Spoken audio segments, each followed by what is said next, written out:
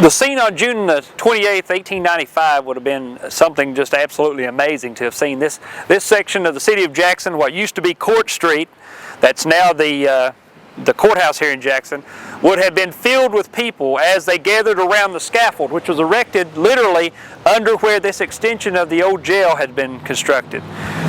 People around this area standing in various forms and different groups all together, waiting for that moment when he would have been brought out of the old jailhouse that stood here and brought up to the scaffold and taken up and executed.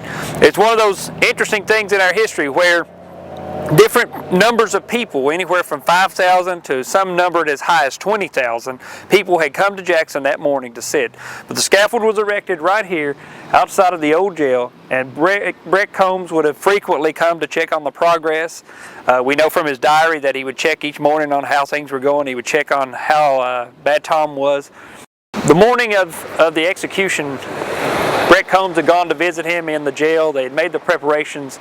He had asked that he be given a Christian baptism, as he had wanted to for some time.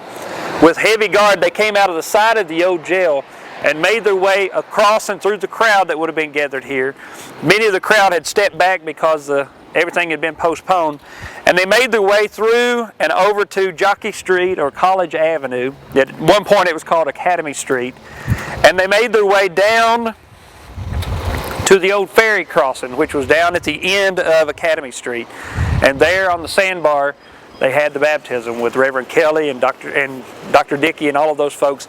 But this street today is one of the more heavily traveled streets in Jackson. But that morning, it would have been something amazing to see people line both sides of the street as they took Bad Tom down to the river for the baptism.